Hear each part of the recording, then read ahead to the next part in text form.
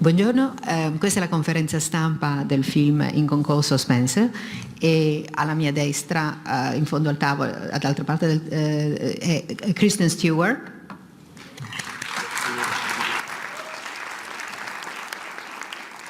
E regista del film Pablo Larrain.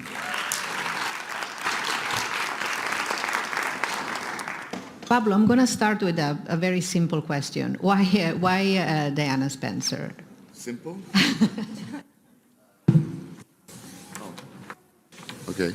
Hello. Well, it's a very, there are many answers for that because it's a process on time. But I wanted to make a movie that my mother could like.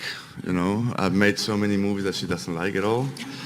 And I also wanted to make a movie that could somehow relate to what I think someone like my mother saw or see in Diana's figure. Diana, of course, was a very famous, beautiful icon on many, many levels. But she was a mother as well. And more importantly, was someone who created something incredibly beautiful, which is the level of empathy that she was able to create.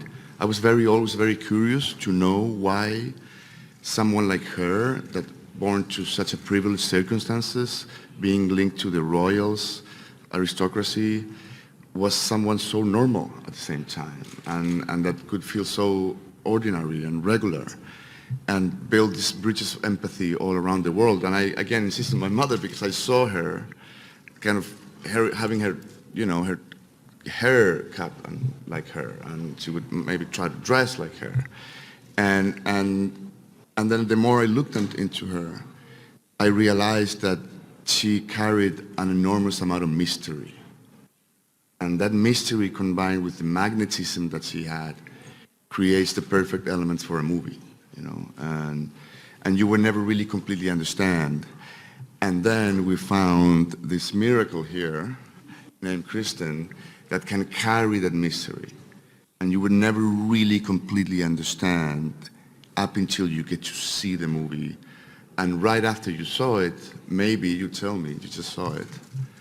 Maybe, yeah. maybe they would process. I think it's interesting when cinema does that. It allows you to have the audience to complete the process. As a follow-up, and then I'm coming to you. Kristen, why do you think Diana Spencer had this power on people's imagination and hearts, actually?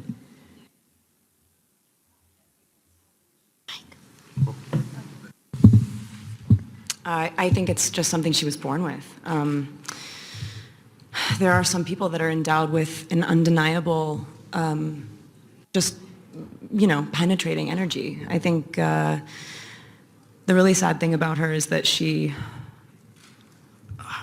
as normal and sort of casual and disarming her air is immediately, she also felt so isolated and so lonely. Like, she made everyone else feel accompanied and bolstered by this beautiful sort of light. And all she wanted was to just have it back. You know, it's like we're all mirrors of each other. What you give is what you get. And I think that she was sort of, you know, just desperate to reveal some truth in an environment that is steeped in the energy of, you know, as an outsider, I can say the Brits generally have the stiff upper lip mentality that is like, it is the go-to generalization. And I think that for her, I look at pictures of her, anything, even just a fleeting little video clip, and I feel like the ground shakes and you don't know what's going to happen. And yeah, I think the idea of somebody being so desperate for connection and somebody who's able to make other people feel so good, feeling so bad on the inside, and being so generous with her energy. I just think that we haven't had very many of those people throughout history. I mean, she really sticks out as a sparkly, just, you know, house on fire. Yeah. There's a question there. Buongiorno, sono Alessandra De Tommasi di Vogue Italy. My question is to Kristen Stewart. Since Mr. Larrain just pointed out that, of course, Diana is an icon on so many levels, in the fashion world as well, I was wondering, what do you like about her style, and how do you think her style embody her empowering women like us, but especially a woman like her that has so many fragilities? Thank you so much. She is touchable. I think there's this really common thread in the fashion world, which is elevation. You know, it's unattainable. Let's give them a dream. It's like, I mean, that is one, whatever, that's one way of being or one aspiration, but I think that even when she looked her most beautiful and her most substantial, she also felt like she could kick her shoes off and like walk outside with you and ask you how you are and touch your face and be with you, and you would feel that honesty from her. It's hard to do that when you're teetering around on heels and kind of looking like, you know, nobody can come near you. We do see that as beautiful, but she was really able to just be there. She was so present. Wherever she was right there. Yeah, I think that's my favorite thing. That's my favorite thing about her. Well, I mean, you know, in regards to what she wore. Yeah, it didn't really matter what she was wearing, even though she had like incredible style sense. I think that she was somebody who knew how to like use clothes as armor, but at the same time was so constantly available and visible. It's like she couldn't hide. She wore her heart on her sleeve, and that to me was the coolest thing that she did. Hey, Kristen. Scott Orland with Cinema Magazine, and she also knew how to use wire cutters. Who knew? I want to ask you, they can teach you how to cook, they can teach you how to drive, but nobody can teach you how to be famous. And as we see, there's that heartbreaking moment where she talks about being under the microscope and almost like having the wings pulled apart. How much did that resonate? I mean, because obviously no one taught you to be famous and it just happened. Did you understand, or did you have a better empathy around what she was going through in some capacity? I suppose so, yeah. I mean, this is a tough one because I would never want to say, she was the most famous woman in the world. She's the most photographed woman in the entire world, right? Like, that's something that's said about her. And I have tasted a high level of that, but really kind of nowhere near that monumental, symbolic representation of an entire, you know, group of people, like an entire country, and then the world. So my experience with just sort of feeling sometimes like you don't have control over a situation, or when I say situation, like an impression of you. That's life, that's normal, everyone experiences that. You can't control everyone's opinions of you. But I think when you know that the story on the street is just wrong and there's no way to correct it, like, I mean, you know,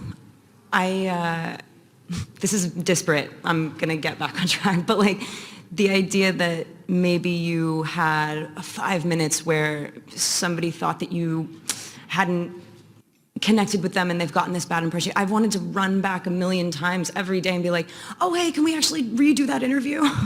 I just thought about something else for a second. I didn't say the right thing. Imagine what that was like for her. Imagine feeling backed into a corner to that extent. At some point, you're going to bare your teeth because you're an animal and it's natural and it's normal. And I feel like everyone feels like they know her, like, because that is her talent, and it's what's beautiful about her is that she's accessible, and you know, you feel like you're friends with her, you feel like she's your mother. But ironically, she was the most unknowable person and somebody who really never wanted to be alone. Some people are good at it, some people hate it. She wanted connection, she wanted people in her life, and she was the most isolated human, at least over these 3 days. It really, the imagining of these 3 days, it really sort of, we wanted that to come to a head. So yeah, of course, like I can relate, but it's tough to, I don't think anyone can understand what that felt like. We tried. I mean, we all dreamed and imagined, but I think the ironic part of, and the sort of the saddest part of the story is that we will never know her, and that's all she wanted, was to just sort of tell the story herself. Pablo, as a follow-up, why did you give yourself 3 days to capture her? Well, I think it's interesting what could happen when you look at someone in a crisis, right? Instead of just going over a longer period of time of her life, if you choose a very specific moment where there's a huge crisis, then things can become very interesting and you can get to know that person really well. Because I think the character starts broken in a big crisis, then becomes a ghost, and then she's back again and healed and ready to move on. And in that sense, we felt with Steve Knight, who wrote this beautiful script, and along with my fellow producers here, that it was a great opportunity to create a fairy tale that had a different structure. We all know and tell fairy tales to our children, right? And fables for them to go to bed and to have a better understanding of life and an optimistic perspective. But then we grow up and we get to understand that fairy tale is really difficult. And in this case, we have a princess that is just going away from the idea of being a queen, because what she wants is to be herself. And that identity, it's beautiful to see in a compressed amount of time. And that also allowed us to use one single space. This palace, this castle, this house, they call it houses in England. But use that physical space that could sort of be used as a metaphor of a bigger structure. That house, that palace, it's really an organization. So you have a character that is trapped on the wheels of tradition and history. Up there.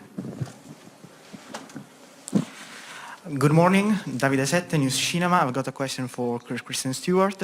This movie looks like a huge free jazz choreography, and even if you remove the Johnny Greenwood soundtrack from it, there's still this syncopated dance between you and the camera and DOP, which gives the movie a very special rhythm. So I want to ask you if you have ever thought about this performance in musical terms, maybe digging into some of the Princess testers, and if you ever thought about your performance in musical terms, and if you listen to any kind of music on set before shooting to get you into a particular mood for this role. Thank you.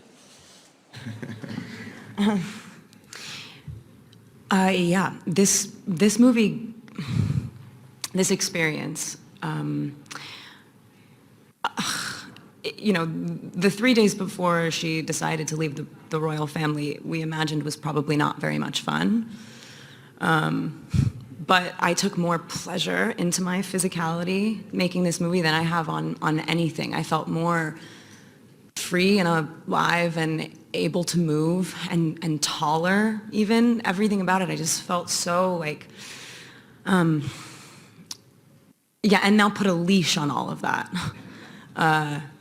But the best days on set for me, which actually ended up being almost every day, we would shoot a little part of this montage that's in the movie, and it was very free form. And you know, the only plan we ever had was you pick the look, and he picks everything. But like, it's the look and the room and the song sort of informed the energy, and it was just about inhabiting the space and kind of taking your whole impression of her, of everything you've learned inside and outside of the script, and just shoving it into one moment and just allowing it to become physical.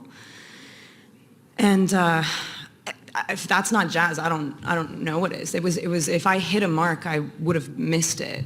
You know, if I were to try and do my perfect Princess Diana impression, you would start to lose the life that was so overwhelming in her personality. Yeah, so also whenever Pablo would choose a song, and also I was shaking before every single time I ever had to do this. I was like, oh God, like what's it gonna be? I'm gonna go over the stairs, I'm gonna fall down, like what's the song? Is it happy or is it sad? And he's just like, just inhabit this space. But he chose songs that were eerily perfect for me. Songs that I was like, I almost put that on a playlist for you. Really girly. He's like an angsty teenager.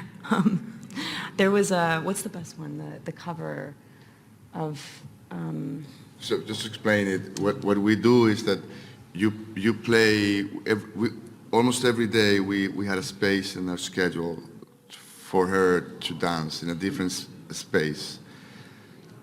So it was a specific, there's like wardrobe. And then I would choose a song, and I would hide that song from her. And I would roll the camera and then play the song and then see what happens. And then when we put it together, of course, it's Johnny's music, which is beautiful. It's called Crucifix, actually, the piece. But then she's not really dancing when we film it with that music.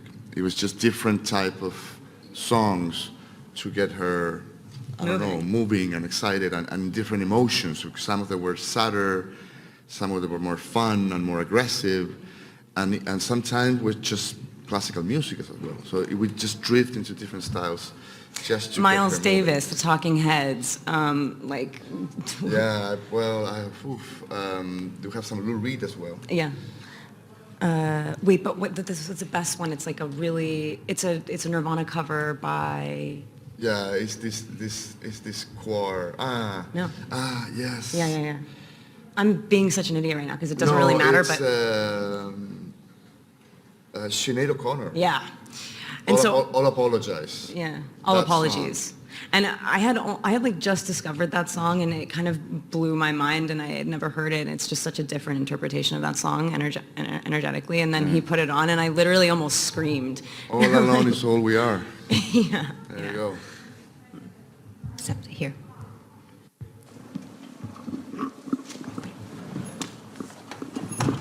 Sì, buongiorno. Andrea Giordano per Icon, in italiano, se possibile, in Italian.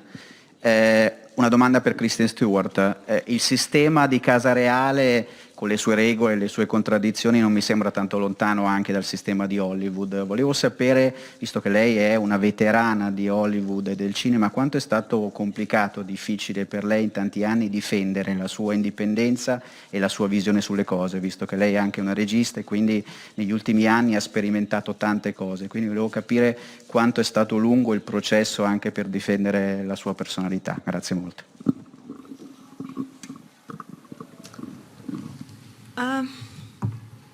Yeah, I guess. Yeah, I think you find that kind of in every aspect of life, even just being a modern woman in a Western society. There are things that you feel like you have to do, and then you grow up and you realize that you don't have to do all those things, and you get to pick and choose, and you have role models and all of that. Like, yeah, I don't feel an extreme imposed rigidity. That was something I really did have to think about as an outsider. I mean, to the extent that she felt, absolutely. Yeah, because I'm allowed to make mistakes. You know, I think that there's just such a huge, vast difference between, the job of an actor or an aspiring director and somebody in the royal family who is, keeping together an ideal that is supposed to keep an entire nation together. I don't consider my job as lofty. And if I did, I would be puking backstage. I think I have more fun watching art that is immediate and accidental and honest. And so I'm sure that I'll blunder left and right, and here we go. That's fine. I'm not as afraid of that. Maybe as I was when I was younger, but I think that that's an age thing, and you grow out of it. And right here. Hi, good afternoon. Baz Bammy Boy from the Daily Mail. Kristen Stewart, I wanted to ask you, and congratulations, by the way. Oh, hi. You know, your performance is underpinned by the sort of the rules of British aristocracy and etiquette. What were the rules that you had to learn to, you know, to key into your performance? And have any of them stayed with you? My curtsy just went out the window as soon as I walked off set. No, we had royal advisors. We had people to sort of tell us all the things that you couldn't know as an outsider. At this stage in the film, this woman is, the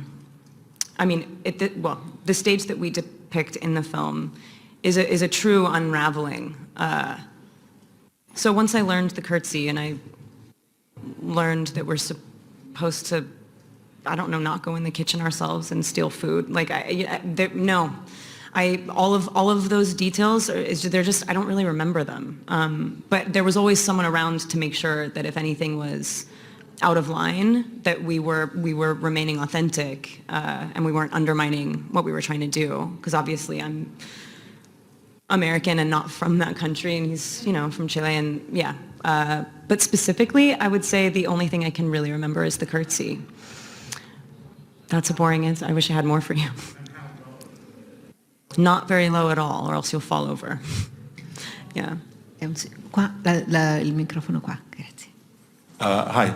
It's a wonderful film, but it necessarily involves our voyeuristic obsession with the private life of a famous celebrity. Mm-hmm. Did that feel strange for you to feel kind of on the other side of that? Did you have misgivings about kind of getting involved with that type of thing? As someone who's experienced, obviously intrusion in your own private life. Yeah, I mean, there's a difference between intruding and the sort of multiplicity that art brings to the world. We were inspired, I say we, I came into this in a later stage, but, the movie doesn't offer any new information. It doesn't profess to know anything. It imagines a feeling, and I think my impression can only be my own. But that Diana was a woman who wanted people to come together, and I think that this movie's ambition is to bridge gaps. And yeah, I think if anyone ever made a movie about me, I'd be like. I wouldn't feel like it was, I wouldn't feel stolen from or taken from. There's nothing salacious about our intention. I think that would be probably more embedded in interpretation.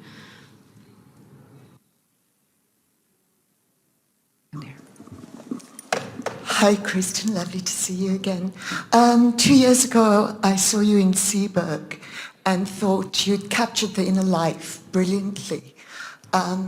I felt that you surpassed yourself in this movie. Both of them deal with others' control of the central character and your fight for control yourself. How much do you identify with that, and how important is control to you? Okay. Yeah, I mean, choice and agency, and sometimes, it's weird. Like, there are certain oppressive forces that sometimes feel so debilitating that they feel physical. That you feel like you can't make a choice, that you've been forced into this situation, whatever. And barring circumstances that actually do provide like horrific actual oppression. When I'm talking like things that ideas that hold you back, that if you just change your perspective or look at it from a different angle or pretend that it's not there, you could get up and start running. it's really, it is something that I think is a really important lesson to learn as you grow older, is that don't let things happen to you. You know, everything's not just coming at you. You know, you are choosing every day which direction to walk in, you know? Every step you take, you're like, how big, how little, right, left. Like, I know that sounds, you know, kind of vaguely silly, vague and silly, but sometimes it really just is like a dawning moment in which you go, wait a second, no. And yeah, that's something that happens all the time. Like, but yeah, one of my friends was going through kind of a like terrible breakup recently, and it's really, you know, this is specific, but I did make this movie and look at her and go, dude, you can just choose what you want to do. This is not like, you're not on some predestined path. And sometimes your life can sort of like feel like it's happening to you, but really you can just take the reins. Yeah. It's hard to make choices like that though, and so it's scary, and so it takes balls. Yeah. We have time only for one, I'm told, and I think it's been waiting for. Hi, it's Robbie Collin from the Daily Telegraph here. Congratulations both on the film, loved it. I want to ask you both about the Anne Boleyn scenes, which I thought were just extraordinary. What did you both make of that historical parallel? What light did you think it shed on Diana's plight? Well, I appreciate the question, but it's really in the heart of the movie. I wouldn't want to be the one that is here explaining it. That's exactly why we shot it. But what I will say is that it is a reflection on how history repeats itself. And even though that happened 500 years ago, there might be a way to look at it in a very similar way. So, it also speaks about something, it's not only about that, it's also about Major Gregory, Tim Spall's character, because we know what he did, related, please don't put this, but we know that if you saw the movie, of course you would understand. And he's the one that represents the House of Windsor, right? And he explains the magnitude and the relevance of that oath. So I think it's a friction in between the new and the old reality, and a friction that is fascinating for those who aren't British, I guess, which is to see how they remain in the same circumstances. And I have just a quick one before we close, because we're running out of time. Pablo, could you address, you mentioned before the fairy tale, can you address the Gothic element of the film? Because it's very interesting that at turns it feels like a little bit like a horror film, and then it goes towards light at the end. Yeah, well, I guess what I tried to express before, but I think that what captures, I guess, the desire and the imagination of billions of people around the world, around Diana, is the possibility of the fairy tale that can actually work out. You know, so there's a woman that is sort of chosen by the prince, and then she would eventually become the queen, and they will live forever, and that just doesn't happen. And I guess growing up, becoming older, becoming an adult, is the realization that life isn't like that. And I guess that is what makes people be so interested, because when we all saw her on that wedding dress, we all want her to succeed. And we all had the idea and the illusion that that would eventually be real, and that it was possible that this fairy tale could actually end well. And it just didn't happen. Thank you very much, and I'm sorry we have to finish it here. Thank you.